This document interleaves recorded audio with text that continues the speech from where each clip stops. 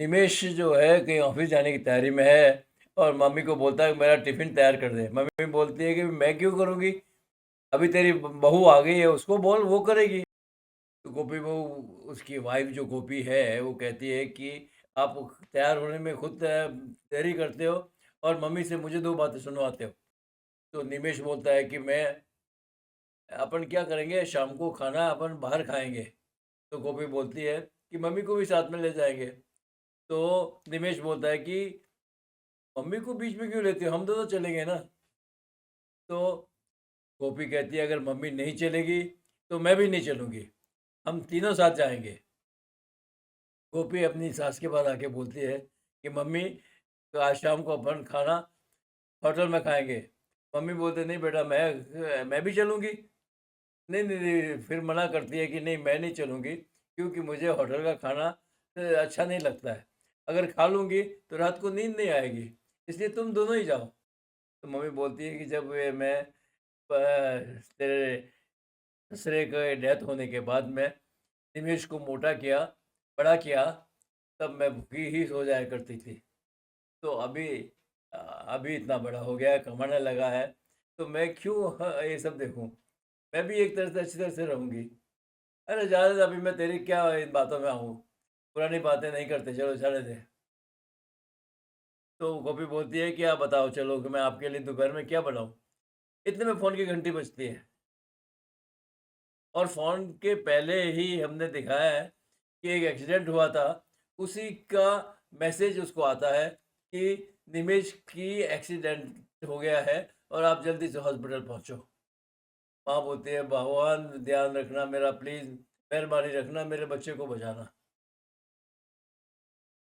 अभी वहाँ पे उसके बच्चे की ऑपरेशन हो रहा है, बाहर होके बहुत परेशान है माँ और बहू दोनों। लेकिन क्या कर भी कुछ नहीं सकते। अंदर ऑपरेशन के लिए वेट करते हैं कि भगवान से प्रार्थना करते हैं कि भगवान इनको बचा लेना प्लीज़, मेरे बेटे को बचा लेना। और वहाँ बीच में ऑपरेशन चालू है। ऑपरेशन खत्म हुआ, डॉक्टर आया, तो डॉक्टर से पूछते हैं कि बेटा क्या हुआ डॉक्टर साहब मेरा बच्चा बच गया? डॉक्टर कहता है नहीं I am sorry he is no more. हम नहीं बचा सके उसको। दोनों माँ और बहू परेशान हो जाती है कि हे भगवान हमारे साथ में ऐसा क्यों किया? हमको एकाएक बच्चा था मेरा, उसको भी तूने छीन लिया और परेशान होके उसको अंतिम क्रिया कर देते हैं।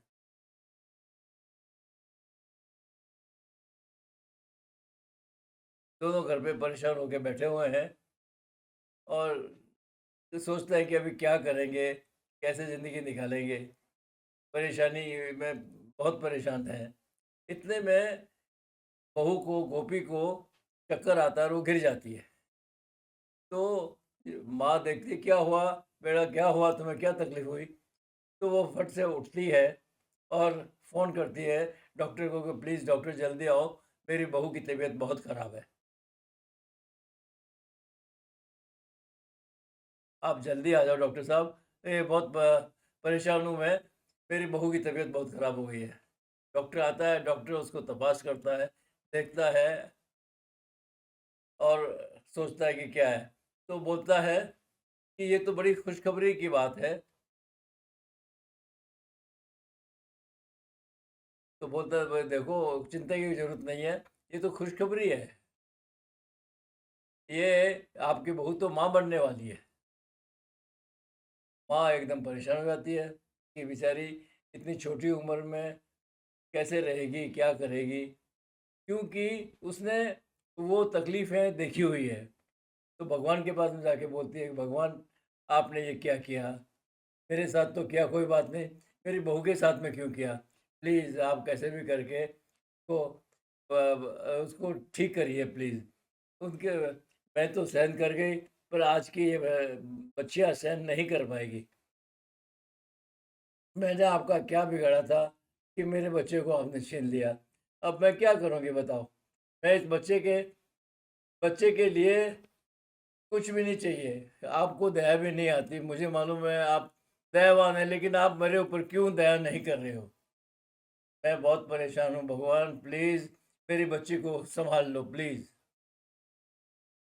मैं मैंने ऐसा कुछ पाप तो किया नहीं कि आप मेरे साथ में ये बदला ले हो।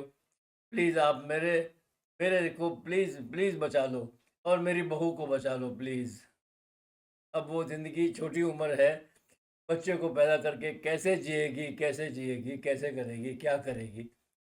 बहुत ये जो समाज है, ये अकेली लड़की को जीने नहीं देता भगवान, ये बहुत परेशानी में फँस जाएगी। प्लीज़ इसे माफ़ कर दीजिए और इसके लिए कुछ अच्छा कीजिए प्लीज़।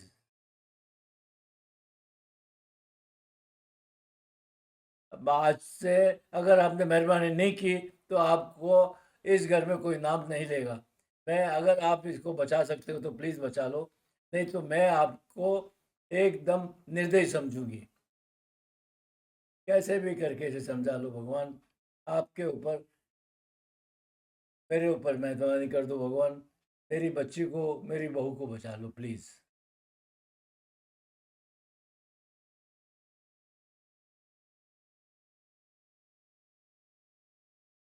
मैं तो ख़ैर अभी पका हुआ आम जैसा हूँ, जो अभी ढल भी जाएगा तो कोई फ़र्क नहीं पड़ेगा, लेकिन ये इतनी जवान है, ये कैसे रहेगी भगवान?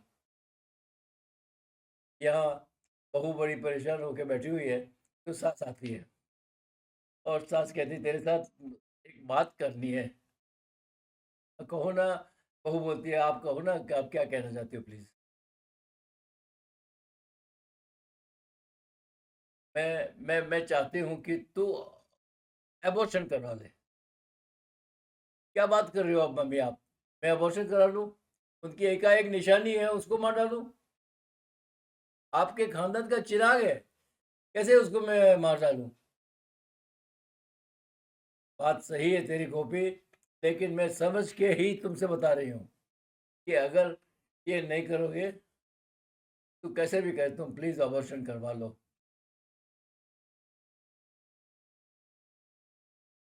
तो गोपी बोलती है आपके वो खानदान की निशानी है, इसे आने दो। बेटा मैं सब समझती हूँ, फिर भी तुझे कह रही हूँ तू अबॉर्शन करवा ले।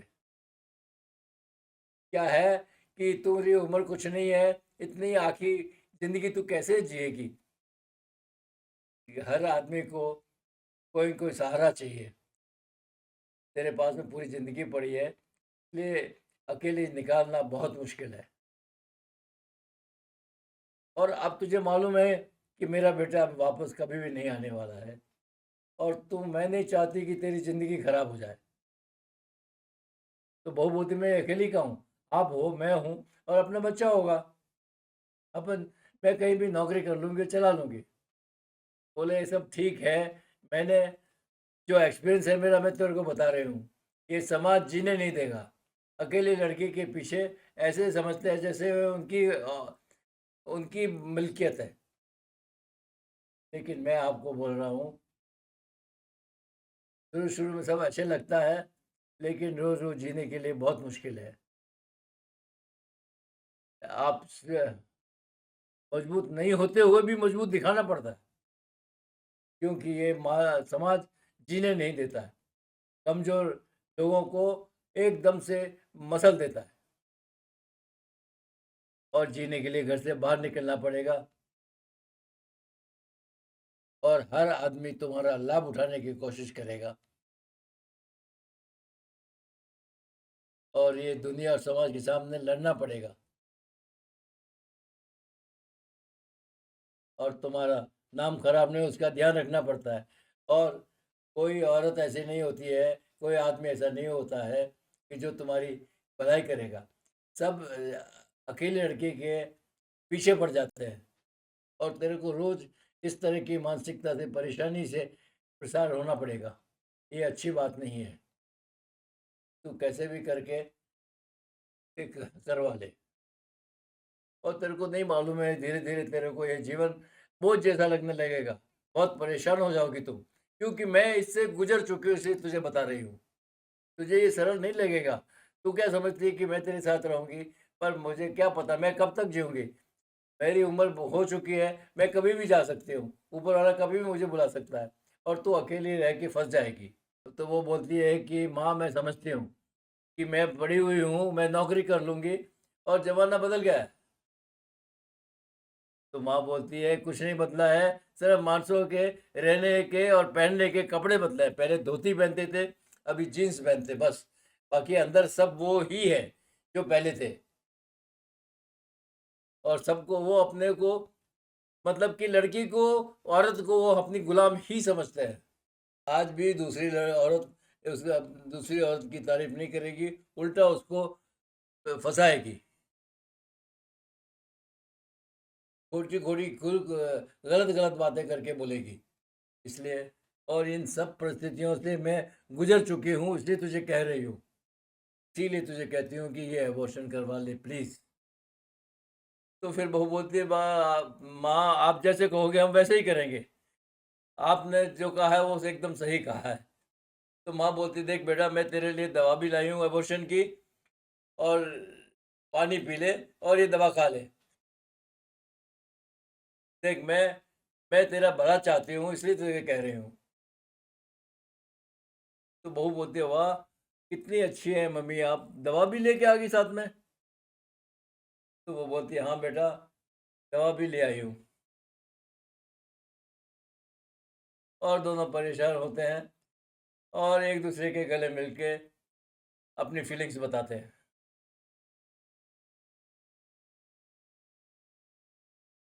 थोड़े दिन के बाद में उन बहू के पिताजी आते हैं और उनको बोलती है तो सास बोलती है कि देखो इनकी कुछ उम्र नहीं है, इसके सामने पूरी ज़िंदगी पड़ी है, तो मैंने डिसाइड किया है कि ये इसकी दूसरी शादी करवा दो, तो ये आराम से रहेगी। तो उसके पिताजी बोलते हैं कि आपके जैसी सास अगर किसी बहू को मिले, तो इससे अच्छा और कुछ हो ही नहीं सकता। भगवान ने हमको इतनी अच्छी मेरी बेटी की सास दी है कि मैं कुछ कह नहीं सकता। आप हमारे लिए देवी हैं। ये बहुत बड़ा उपकार आपने किया है मेरी बेटी पे। मैं हमेशा आपका आभारी रहूँगा, आपका कर्ज़दार रहूँगा। ऐसा तो सिर्फ़ कोई देवी ही कर सकती है और आप हमारे लिए देवी हैं।